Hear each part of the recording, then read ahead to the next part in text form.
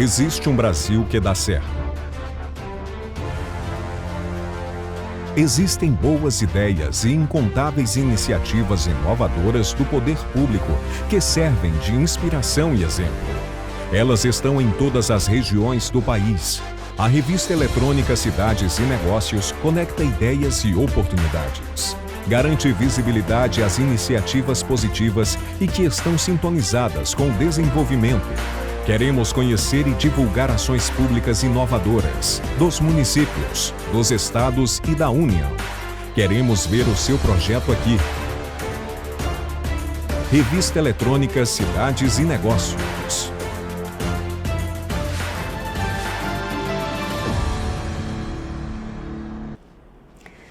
Compliance é um termo que passou a ser introduzido no meio jurídico, com especial destaque após a promulgação da Lei Anticorrupção. Em resumo, tratam-se de comportamentos e ações apoiados na ética e no cumprimento das leis e regulamentos, buscando identificar, mitigar e corrigir riscos. Compliance, do verbo to comply, em inglês, que pode ser traduzido como estar de acordo ou em conformidade com leis, regulamentos, costumes e normas.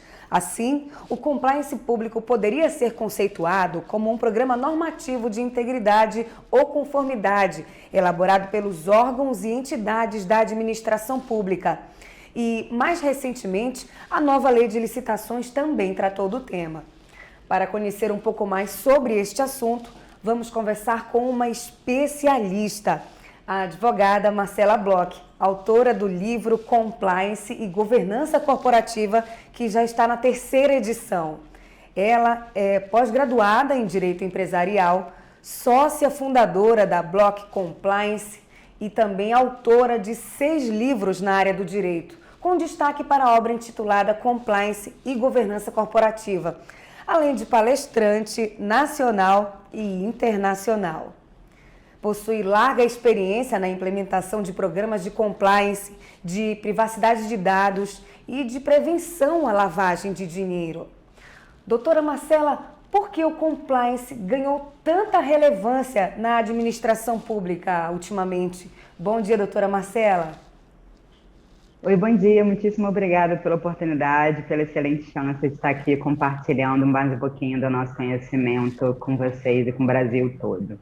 Bom, vamos lá. O compliance, mais do que estar em conformidade com a lei, ele tem muito a ver com riscos de reputação, riscos de imagem, riscos de corrupção e dentre outras coisas. O compliance ele tem muito a ver com o que a gente chama de governança, com os riscos e com a conformidade. Então, ele é um tripé fundamental para o sucesso de um negócio. E a efetividade de um programa de compliance, ela é um divisor de águas na cultura da nossa governança, seja no setor público, seja no setor privado. Aqui eu queria trazer rapidamente algumas inovações. A Lei 14.133, chamada Nova Lei de Licitações, ela tem uma riqueza gigantesca de inovações. A primeira coisa é a questão que tem tudo a ver com compliance. A gente está falando aqui do artigo 25, parágrafo 4º e artigo 25, parágrafo 6º, que exigem a obrigatoriedade do compliance para contratos de grande vulto.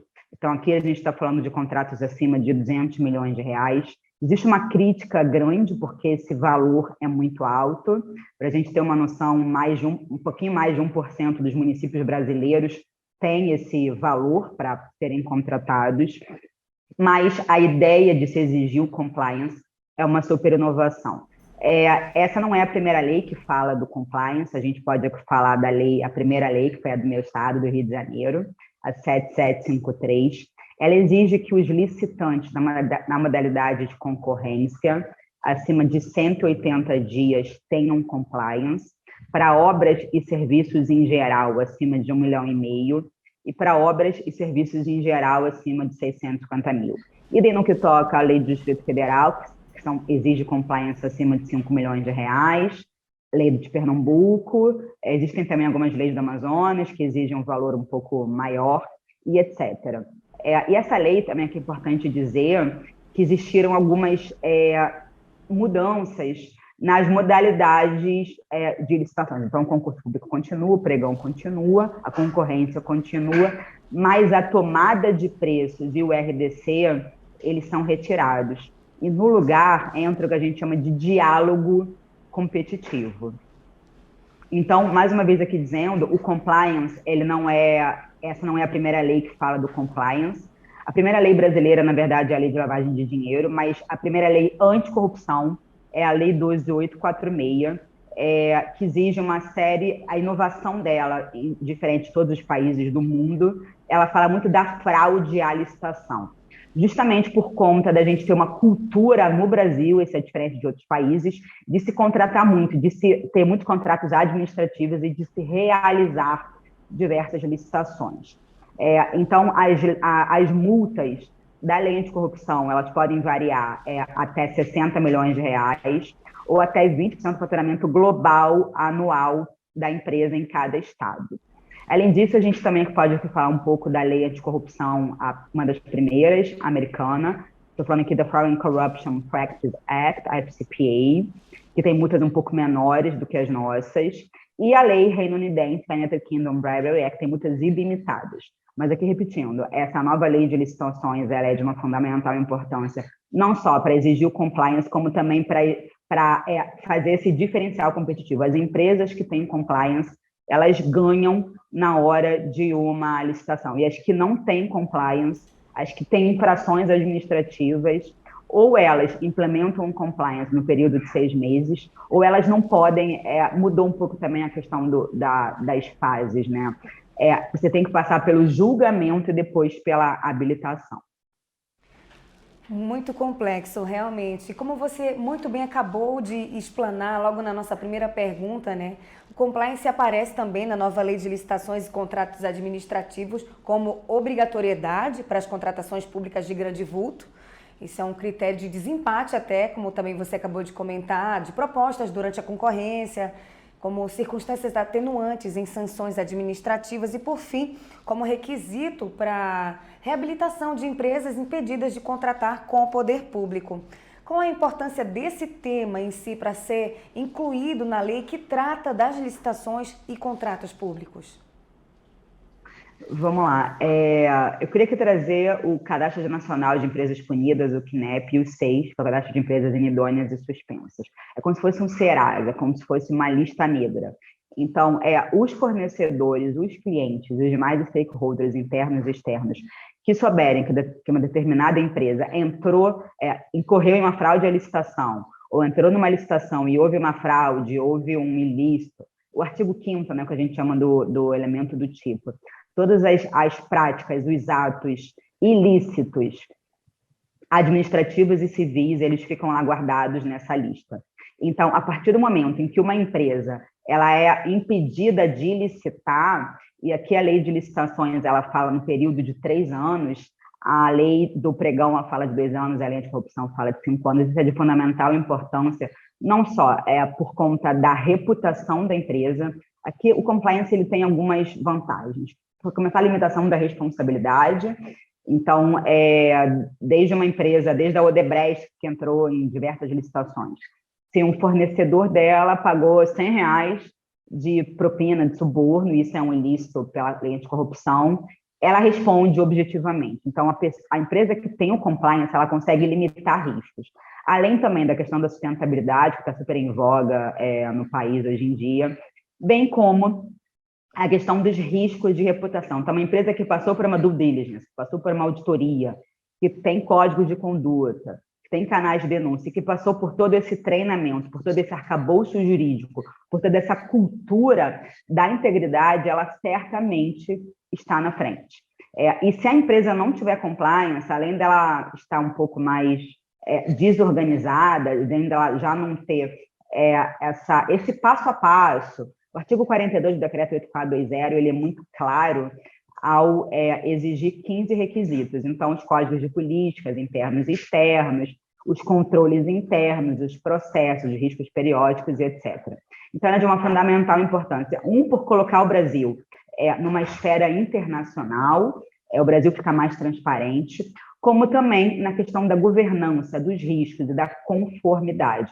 Não só na governança pública, como na privada. E aqui também é importante dizer que essa lei 14133, ela regula administração pública direta, autárquica e fundacional. Então, a gente pode falar da Fundação Getúlio Vargas, pode falar do Ministério Público, pode falar dos órgãos legislativos, judiciários e executivos. Mas existe uma lei, que é a 13.303, que já exigia o compliance e a governança para a sociedade de economia mista. Então, aqui a gente pode falar da Petrobras, do Banco do Brasil, por exemplo, que a gente pode comprar as ações dessas empresas, dessas sociedades de economia mista na Bolsa de Valores, e das empresas públicas, que a gente pode falar, por exemplo, da Caixa Econômica Federal e dos Correios. Essas empresas, desde 2017, elas também já têm que contar com um programa de compliance sobre penas de multas também, então a governança pública, além do decreto 9203, que também exige a governança. Então, essa lei veio muito boa hora compor todo um rol que exige o compliance nas contratações públicas e privadas. Sim, um estudo realizado pela USP, Universidade de São Paulo, em 2013, denominado A Desconfiança Política e os seus impactos na qualidade da democracia, o caso do Brasil, mostrou que quanto maior a corrupção observada, menor o desempenho dos países no índice democrático.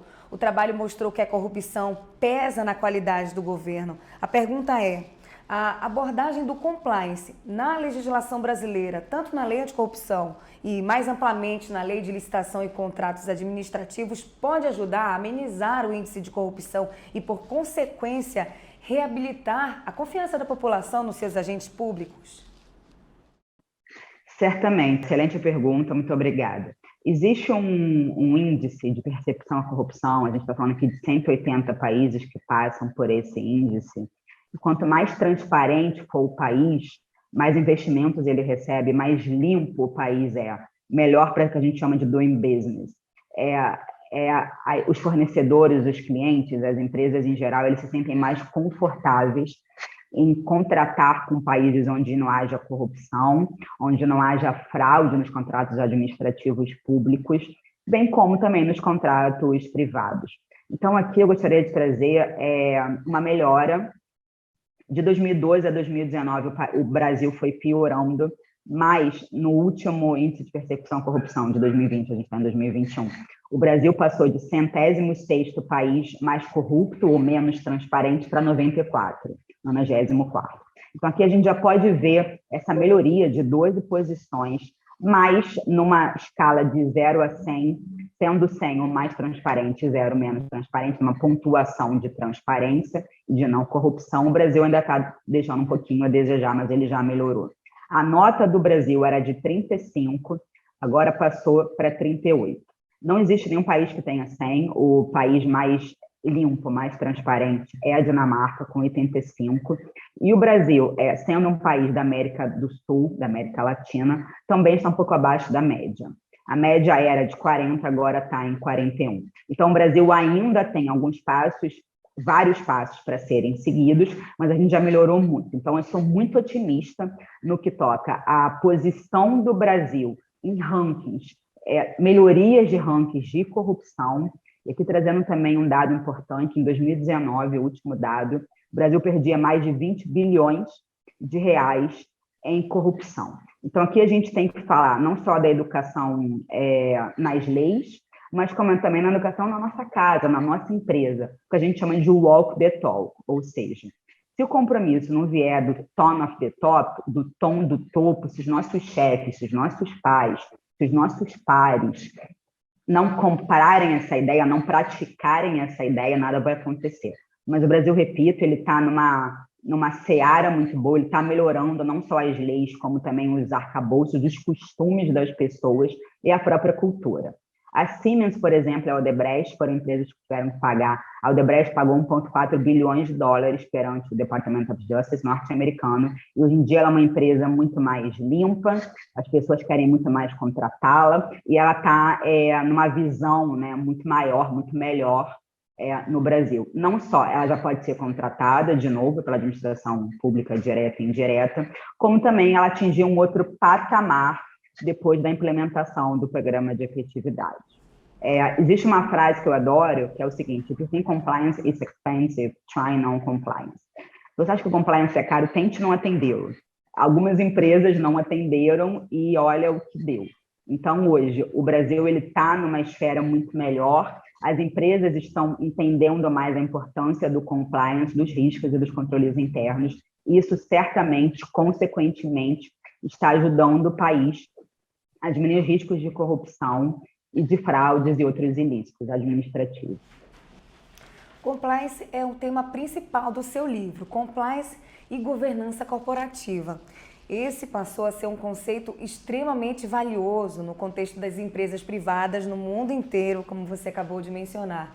Mostrar à sociedade, em resumo, a determinação em respeitar as leis e as regras que regem o seu negócio. Ganhou status de apelo mercadológico. Observa-se também que a nova lei de licitações desburocratizou e modernizou a forma de contratação das empresas com a administração pública, além dos próprios procedimentos licitatórios. Trouxe várias novidades e dispositivos expressos que estimulam a implementação dos programas de compliance nas empresas. Pergunto, como empresas devidamente alinhadas aos programas de compliance podem conquistar papel de destaque ou mesmo uma posição diferenciada no que diz respeito à contratação com os órgãos públicos? Elas têm que passar por todo o programa, né, do compliance, senão elas não podem, repito, mesmo que elas ganharem a licitação, se elas não implementarem o programa no período de 6 meses, elas estão desclassificadas e elas podem contratar consultorias externas, mas principalmente elas têm que comprar a ideia do compliance. Quando a gente fala do tom do topo, se um líder ele não compra a ideia, por exemplo, se ele não pratica o código de conduta, se ele não assina embaixo, se não tem treinamento, se não tem processo, se não tem controles internos, esse compliance vai ser para inglês ver. E a efetividade, ela se dá muito, não só no que toca ao atendimento da lei, como também as denúncias. Se as empresas não têm tantas denúncias, elas estão conseguindo fazer um bom treinamento, código de conduta, que é a par e passo, código de conduta é o que a Constituição Federal é para a população. Então, é um ordenamento, ela é um guia, ela é um guideline. Porque também as ISO, existe uma regra internacional, é a ISO 37001, ela fala da anticorrupção, bem como a ISO 31000, tudo isso são chancelas que as empresas ganham, elas saem na frente. Uma empresa que tem um selo Proética, que é um selo dado pela Controladoria Geral da União, a CGU, uma empresa que não tem, a empresa que tem, ela vai ganhar, ela vai sair na frente, porque ela é mais transparente, ela é mais limpa, ela não incorreu em riscos de corrupção e ela não teve fraude à licitação, ela não teve nenhum desvio de conduta e nem desvio irregular de contratos administrativos. Então, isso certamente demonstra a efetividade do programa, como também o compromisso com a ética e com a integridade. Doutora Marcela, o assunto compliance e governança pública é novo, complexo e ainda vai dar margem a muitos debates no ambiente jurídico e empresarial, não é mesmo? Agora, todos nós conhecemos um pouco mais sobre compliance e a sua extrema necessidade, tanto na administração pública quanto no meio empresarial. Mas precisamos encerrar a nossa conversa. Agradecemos demais a sua participação e os seus esclarecimentos e reservamos esse espaço para as suas considerações finais e a sua despedida. Muito obrigada pela excelente oportunidade de estar aqui, Tatiana. Você conduziu com maestria esse bate-papo, essa entrevista para as importantes revistas eletrônicas. Eu queria também trazer à tona o seguinte: a lei anticorrupção, a lei 2846, que muito influenciou a nova lei de licitações, a 14133, ela prevê multas de 6 mil, que não põe nenhuma pessoa física, a 60 milhões, que pode fazer com que uma empresa inviabilize o funcionamento dela, que ela entre em recuperação judicial.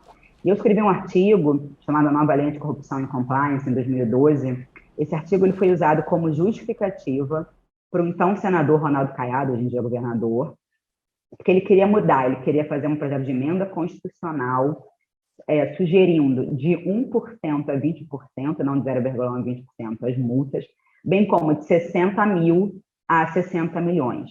Então, essa lei de licitações, ela não fala especificamente das multas, ela faz remissão à Lei 8666 de 93, existe também esse vacatio legis entre a nova lei de licitações e a antiga lei, e a lei de corrupção. Isso também me parece bastante interessante falar. Porque se fosse 6 mil, Tati, você perguntou o que estimula as empresas a terem um compliance, 6 mil não é uma multa, isso desestimula. Então, as empresas, para elas comprarem a ideia, além da cultura da ética, da integridade, e de ter sido um antes e um depois, um divisor de águas, um diferencial competitivo, é importante aqui também trazer a ideia da questão monetária, né? Não só do risco financeiro, como também do risco de reputação. Bom, então é isso. Muitíssimo obrigada pelas considerações e pelo tempo dedicado à nossa conversa. Conversamos com uma especialista, a doutora Marcela Bloch, advogada com pós-graduação em Direito Empresarial, sócia fundadora da Bloch Compliance, professora, palestrante, autora do livro Compliance e Governança Corporativa. Esta é a revista eletrônica Cidades e Negócios, conectando ideias e oportunidades. O Brasil que dá certo está aqui. Revista eletrônica Cidades e Negócios. Associe sua marca às matérias e entrevistas de alto nível. Mostre-se a um público-alvo de qualidade. Conheça e anuncie. Revista eletrônica Cidades e Negócios, conectando ideias e oportunidades.